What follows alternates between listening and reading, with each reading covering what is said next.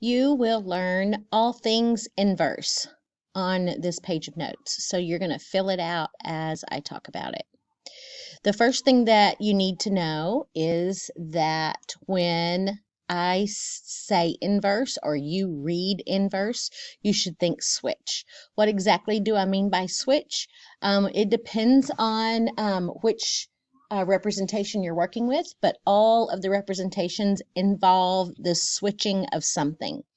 When we're looking at tables and points, I'm going to give you these two table values to look at.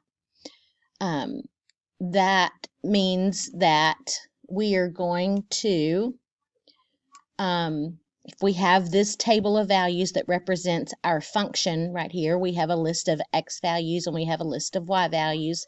This is the notation that we're going to be using to talk about inverse functions. So this is f, this is the function f of x, this is the inverse of the function f of x. Okay, notice what's different here. Our x values match the list of y values for our function.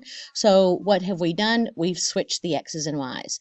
And yes, that's what always happens when you're dealing with inverses. So if you have a function, you have a list of points and you want to find the points that are going to be on the inverse function, you're simply going to write the x values. The x values of the function will become the y values of the inverse, and the x values of the inverse will become the y values of the function. All right, so that's what we mean by switch the x and y's. You can also talk about ordered pairs. An ordered pair is the same thing as a function. And so that means that if you've got some point on the function, then just switch the x and y, and that will be a point on the inverse. This is another way to write the point AB. You learned this. This is evaluating a function. If we plug in A is the input, B is going to be the output. That's the same thing as saying an x value of A and a y value of B. Okay, so if the point AB is on the function, then the point BA will be a part of the inverse. So this is all just notation that you need to get familiar with. And of course, you'll have some problems to work as well. So when you're looking at a graph, okay, we're still going to think switch the x and y's.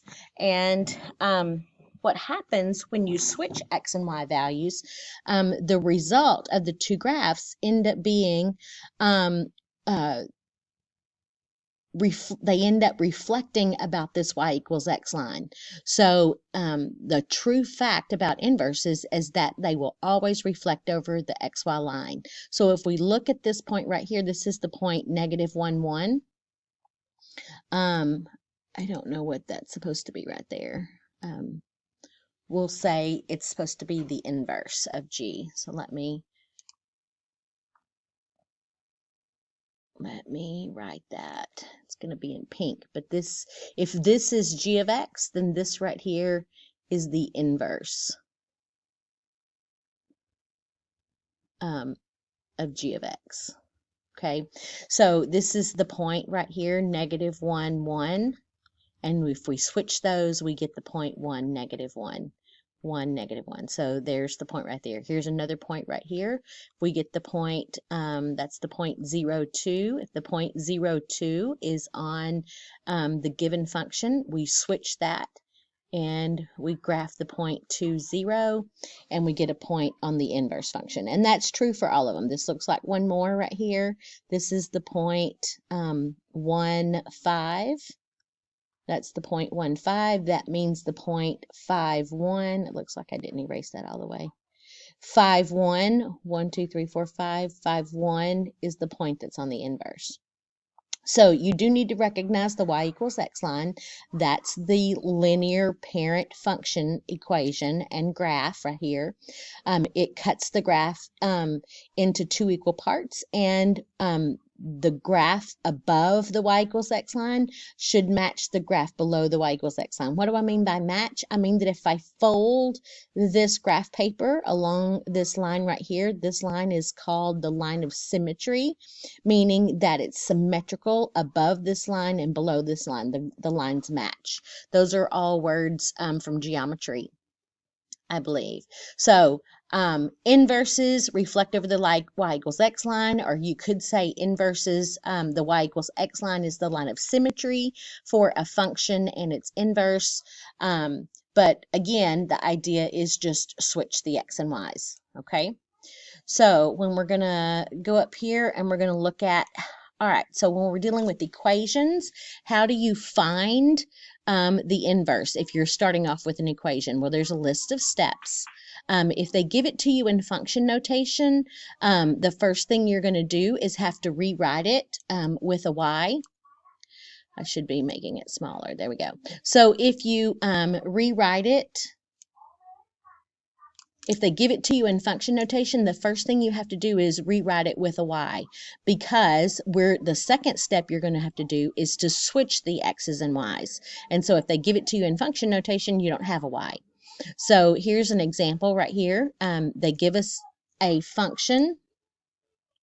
It's written in function notation, so in order to follow these steps, we are going to have to switch the x and y. So step number 1 is rewrite it with a y. I replaced, oh, for Pete's sake, I replaced this function right here, the f of x notation, with this just a y. Step number 2, switch the x and y. So I'm just going to go ahead and delete this so it quits making it jump around. We switched the x and y. I literally rewrote this equation right here, and I took the y out and I put the x in its place. I took the x out and I put the y in its place. Or you might want to think about it like this. I switched the x's and y. Now I have an equation that's solved for x. I need it to be solved for y. That means I got to get the y by itself. So I have to undo everything that's happening to that y. So here's the process. I have what's happening to the y right now. It's being multiplied by 2. Then we are subtracting 3. So what's the opposite of subtracting 3? Adding 3. These are just basic directions as if you were solving an equation. Okay, now what's happening to the y? Those two add to 0, and then I can't add the x plus 3, so I just write x plus 3. How do you undo multiplication? Because that says 2 times y. How do you undo multiplication? You undo multiplication with division. So I have to divide both sides of this equation by 2 in order to get the y by itself. So that's what I've done right here. I added 3 to both sides. I divided both sides by 2. Now I have the y by itself.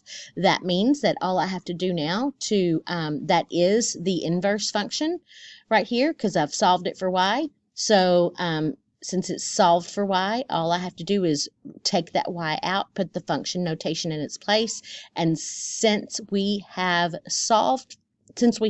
switched the x and y and then solved for y, this is the inverse, so I'm using that inverse notation. Okay, I'm going to go ahead and stop this video because I don't want it to get too long before I talk about this section over here.